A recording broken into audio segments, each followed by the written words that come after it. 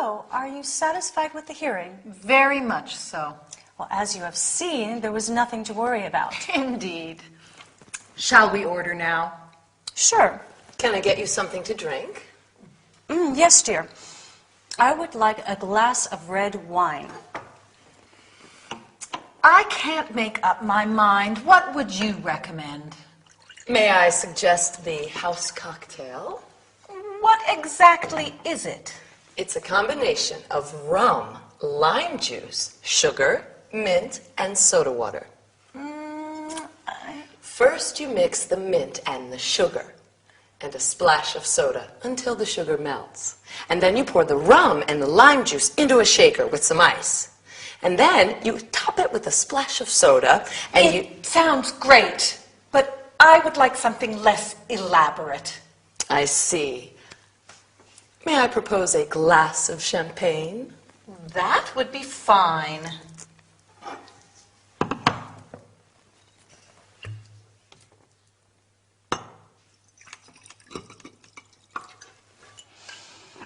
To our successful meeting. Cheers.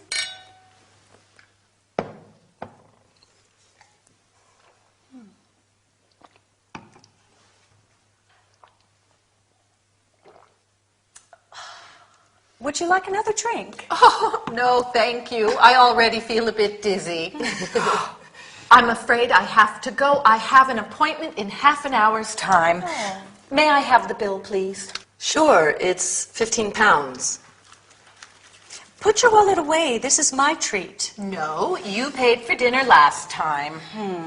Thank you, then. Thanks for a most enjoyable evening. Not at all. It was a pleasure. Goodbye. Bye. Bye.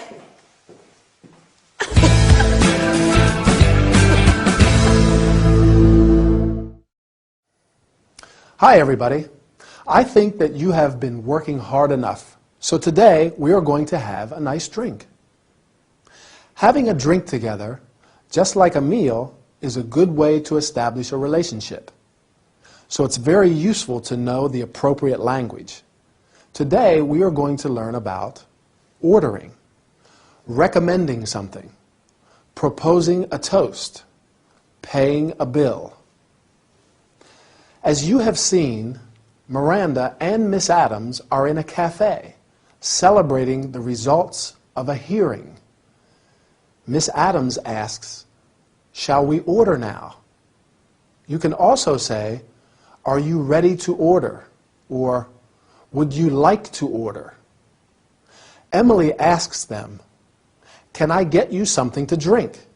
Or she could say, "What would you like to drink?" Miss Adams is undecided and says, "I can't make up my mind." To make up one's mind means to make a decision. Then she asks for advice. "What would you recommend?" You can also say, "What do you suggest?" Emily proposes a house cocktail, a cocktail made with their own recipe. Miss Adams asks, "What exactly is it?" Can you remember some of the cocktail's ingredients? Rum, lime juice, sugar. Right. However, Miss Adams is not enthusiastic and says, "It sounds great, but I would like something less elaborate." Before drinking, Miranda and Miss Adams make a toast. A toast is the act of raising glasses at a gathering and drinking together. Miss Adams says, "Cheers." Cheers is a friendly expression said just before you drink an alcoholic drink. Then Miranda asks, "Would you like another drink?" You can also say, "Would you like something else?" or "Would you like something to eat?" Before leaving, Miss Adams wants to pay and asks, "May I have the bill, please?" But Miranda does not want her to pay. "Put your wallet away. This is my treat." "This is my treat" means I will pay. Do you remember what Miss Adams answers? Right. No, you paid for dinner last time. Finally, Miss Adams thanks Miranda for a most enjoyable evening. Well, it seems you have made very good progress. Before leaving, I would like to propose a toast to celebrate. Bye, and see you next time. Oh, Linda, I'd like to have a word with you. Okay, sure. As you know, we're opening a new office in Glasgow, Yes? and Miranda is very busy at the moment, so I'm doing a lot of her work, and neither of us has much time. Yes, I've noticed things are really busy around here lately. And ideally, I'd like the new office to open 3 months from now. So soon? Yes, and the only way that's possible is for you to manage the project. Me? Yes, we'd like you to head up the project. We trust you. No one knows this office and the way things work better than you, apart from Miranda, of course. Of course. So what do you say? Well, thank you. It's a challenging task, and I'm happy and honored to be put in charge of such an important project. But I am a little worried about the tight time constraints. Yes, I know. You'll have to work on a very tight schedule, but we're sure you can do it. 3 months. That really leaves no margin for error. Don't worry, Linda. The studio's here to give you all the support you require, and you'll have everything you need to do the job. Okay. What we'd like you to do first is to define the scope of the project. What has to be done to meet our 3-month deadline? Any questions?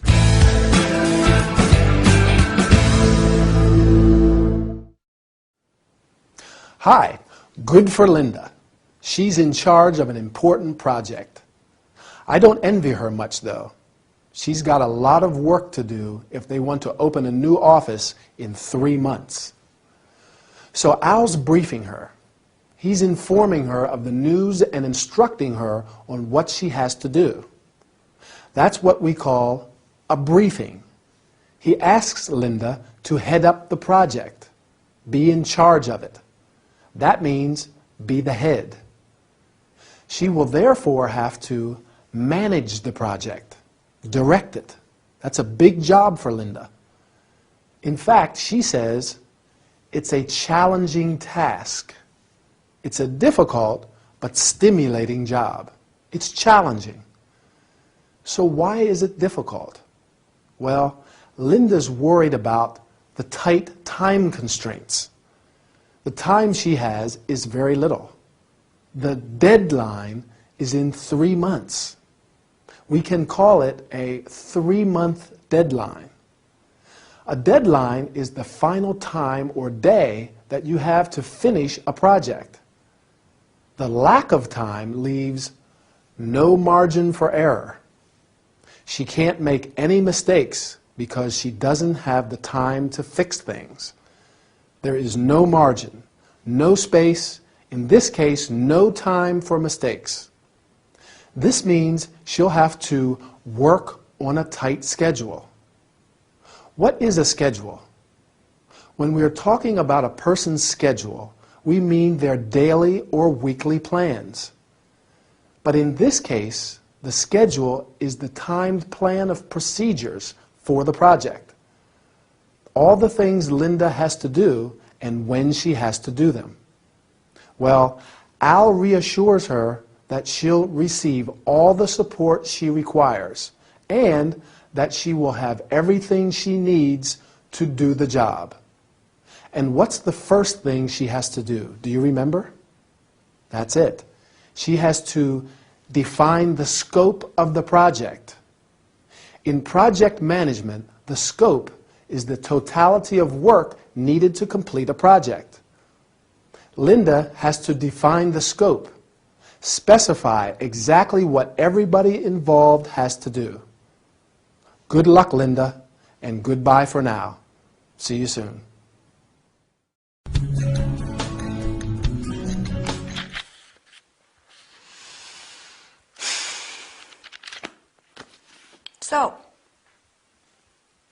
So,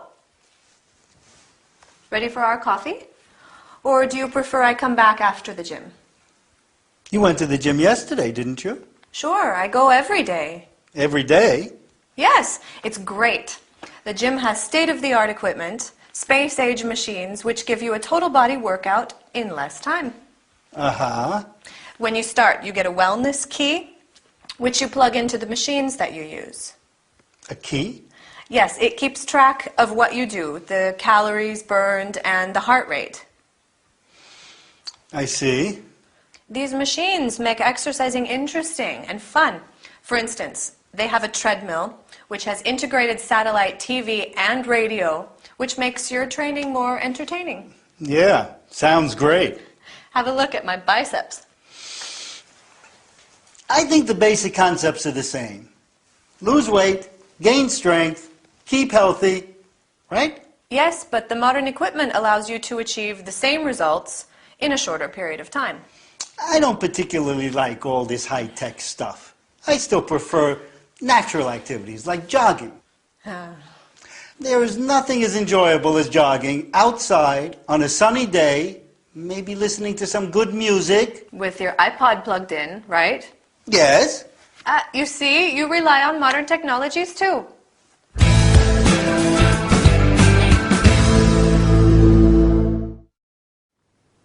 Hi, let's start with our health and body care workout. Today, we're going to learn terms and verbs related to the gym, physical exercise, and high-tech equipment. To Ray's surprise, Lucy goes to the gym every day. The gym is, remember, short for gymnasium, the place where you take classes of aerobics, martial arts, etc., or just exercise your body and increase your strength. Lucy's gym has state-of-the-art equipment. State-of-the-art means very modern, using the most recent technology. Equipment indicates a set of tools or machines. The space-age machines of Lou's gym give you a total body workout in a short time. Workout means exercising our body. You exercise your body in order to achieve wellness, the state of being fit. You can also use the word workout referring to the art of practicing something. Lucy receives a wellness key, right?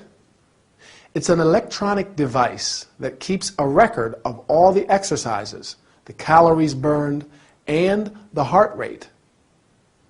The heart rate is the rhythm at which the heart beats. In a gym, there are many different kinds of machines. Rowing machines, exercise bikes, treadmills. The treadmill consists of a moving strip that allows you to walk or jog on it. Lucy says there is a treadmill which has an integrated satellite TV and a radio. Wow, that must be great. Given Lucy's biceps, it seems that these machines are quite effective. The biceps are the large muscles at the front of the upper arm. Other muscles that you frequently exercise are abdominals, quadriceps, shoulder muscles. As Ray says, the basic concepts are the same: to lose weight, gain strength, and keep healthy. You can lose or gain weight, and you can get or be strong and healthy. Does Ray like these machines? Not particularly, right? In fact, he prefers jogging, that is, running at a regular speed. Our time's over. I think I'll go jogging too. See you in the next session. Bye.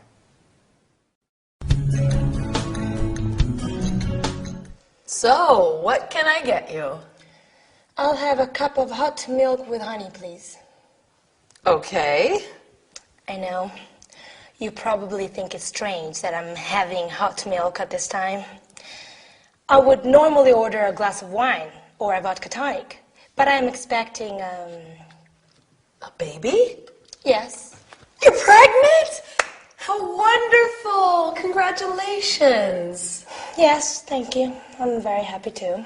This pregnancy is sorting out a few things in my life, I mean. Well, good. For a start, as soon as my husband found out that I was pregnant, he changed his mind about the divorce. Oh. Then I can take a maternity leave, which means at least 6 months of work. Everyone hates me at the office anyway, so it'll be good to take a break for a bit. Oh, I'm sorry. Don't be. Mr. Gradgrind, my boss, would finally realize how valuable I am and how much work I actually do in there. And Matthew Peacock, my rival colleague, had better start pulling his weight. Well, I'm sure. And then there are all the things the baby will need. The coat, the clothes, the toys. It's expensive to raise a family. Yes, I can imagine. When I was a child, my parents were very strict. I had a great childhood. I don't mean to complain or anything, but I grew up in a rigid household. Oh, I guess I was lucky. I had a lot of freedom, especially as a teenager. I didn't. My father was so strict and disciplinary. Once, I was playing with my dog, Marnie, and she barked and woke up my dad. He was so angry that the next day he gave her away. Poor Marnie. How sad. Oh, there's my husband. Stuart! Stuart! I'll get you that hot milk.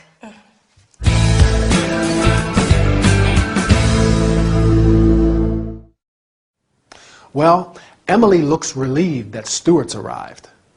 I think Rose just needed to talk to someone. It sounds like she has a few problems, and Emily was there to listen. But she has some good news too, doesn't she? She's expecting a baby. Anyway, let's start with our training session. Rose is pregnant. She's happy about the pregnancy, and she's also happy that she can take maternity leave. That's the time that you can take off work and stay home because of the pregnancy, and we say, take maternity leave.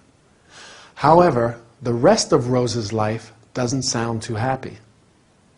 Everyone hates her at the office. Her boss doesn't appreciate her work. And her husband wanted to get a divorce before he found out she was pregnant. And she tells Emily about her childhood, her infancy, the period of her life when she was a child. After childhood, there's adolescence. That's the time from when puberty starts through to adulthood. An adolescent becomes an adult at the age of 18. That's when they reach adulthood. So going back to Rose, she grew up in a strict household. To grow up is to go through childhood, become a teenager from 13 to 19, and then an adult, presumably. What about you? Did you grow up in a strict household? Or did you have a lot of freedom, like Emily? She was lucky. She had a lot of freedom as a teenager. I had quite a lot of freedom too. My parents weren't very strict. They let me do what I wanted, which isn't always the right thing to do. Parents have a hard job. It's not easy to bring up children. That's another verb, to bring up, which means to take care of and educate a child. Well, Rose seems excited about bringing up a child, but she says it's expensive to raise a family. To raise a family is like saying to bring up a family. It means to take care of it and make it grow. Yes, it is expensive to raise a family, but it's one of the most rewarding things in life, isn't it? Well, take care, and I'll see you very soon. Bye.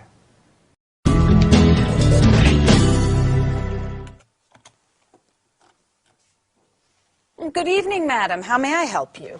My name is Emma Wallace, and I have booked the deluxe suite for 3 nights. Please wait a minute while I check your booking, madam.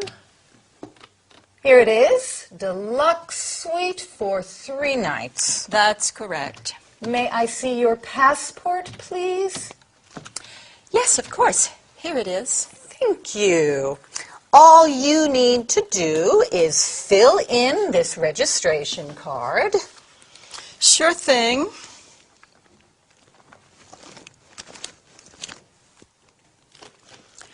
Could I use your pen? Oh, sure. Here it is.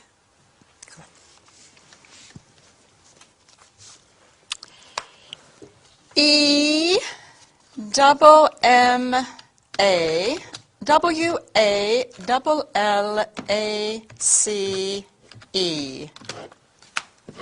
Here you are.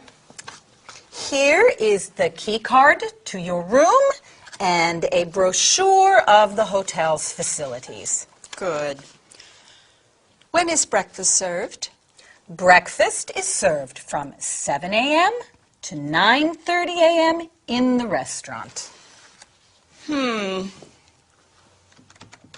7 a.m. to 9:30 a.m. Would it be possible to have room service later on? Let's say 11:30? I'll see what I can do. Fine. Do you need a wake-up call? Yes, please ring me at 11. I have a very important appointment with... Fine. 11 o'clock wake-up call and 11:30 room service. Could you take a photo of me here in the hotel? My fans will love it. Your fans? Oh, you're Emma, City Life FM Agony Aunt.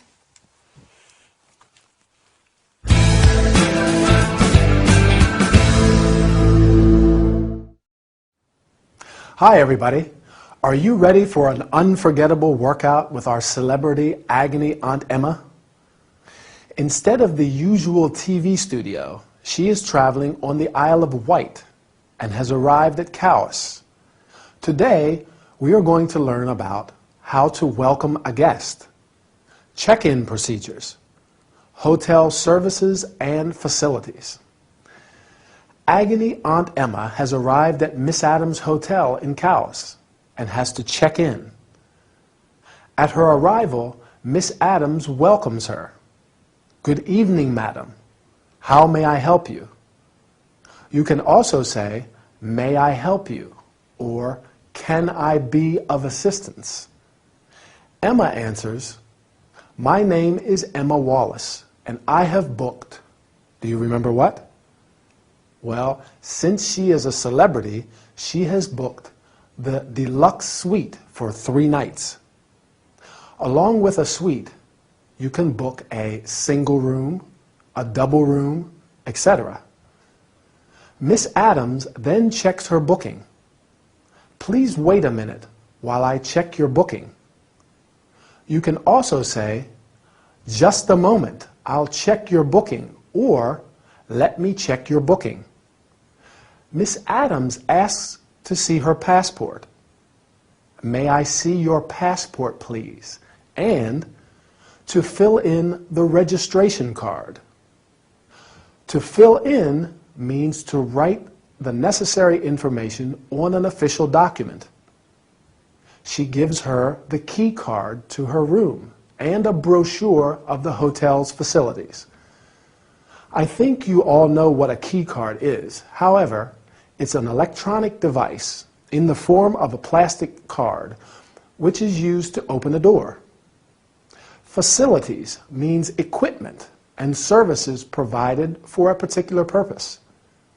Can you name some hotel facilities? Right. A restaurant, a bar, a swimming pool, etc. Emma asks, when is breakfast served? And Miss Adams answers that it's served from 7 a.m. to 9:30 a.m. Emma is not very happy about that. Can you guess why? Sure, because she likes to sleep until late. So she asks for room service. Room service is the serving of food and drink to customers in their room. Finally, Miss Adams wants to know if she needs a wake-up call. And Emma answers, "Please ring me at 11. I would like to sleep until 11 too. And you? I hope you have enjoyed this lesson. I'm sure it will be very useful when traveling to foreign countries. Anyway, our time is over. See you soon. Bye."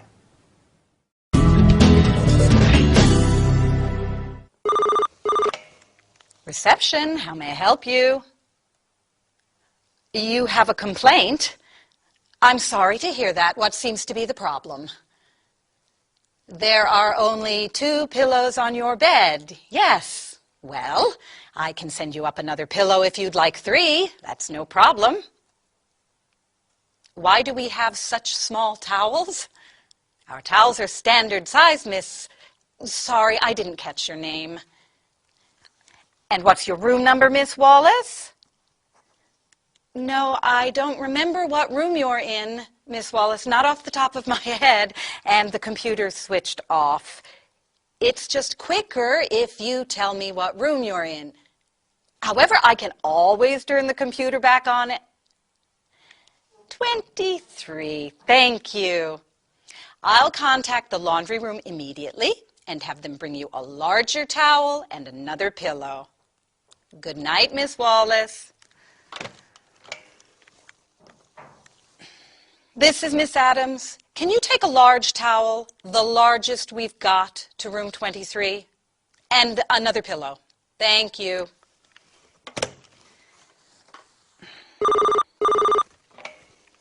Reception, how may I help you? Miss Wallace, the towel and the pillow are on their way. Oh dear. No clothes hangers in the wardrobe? Please accept my sincere apologies for the inconvenience. I'll fix this matter straight away. Yes, Miss Wallace, don't worry. I'll send you up some clothes hangers now. Have a good night.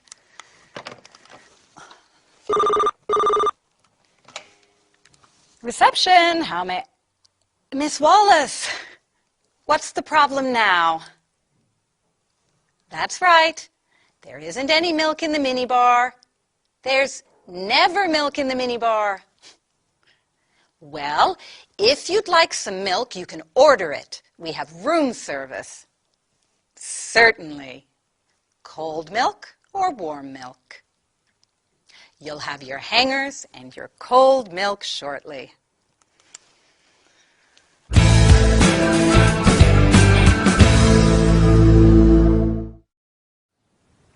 Hello again.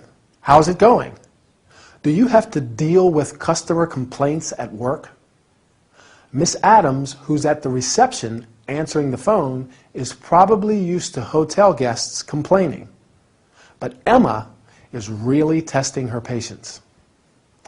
Let's look at some of the things Miss Adams says as she deals with Emma's requests.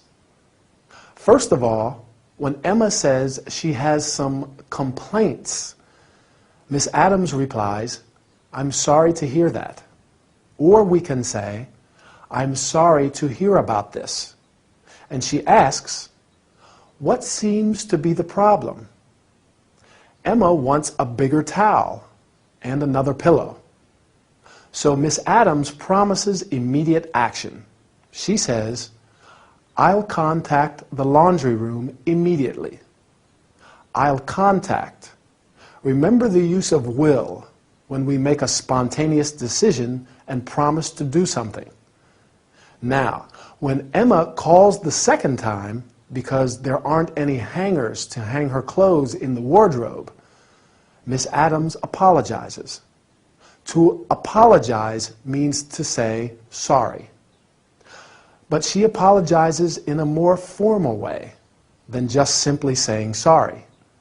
Do you remember what she says? "Please accept my sincere apologies for the inconvenience." Please accept my sincere apologies.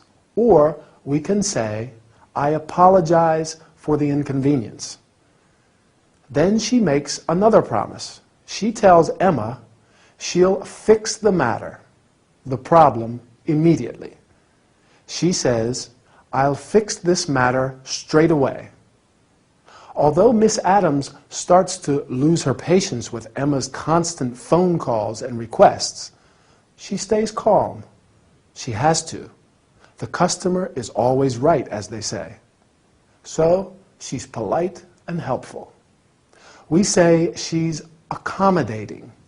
She's obliging. Accommodating and obliging are two adjectives that describe a person who does their best to help others, someone who is courteous and helpful.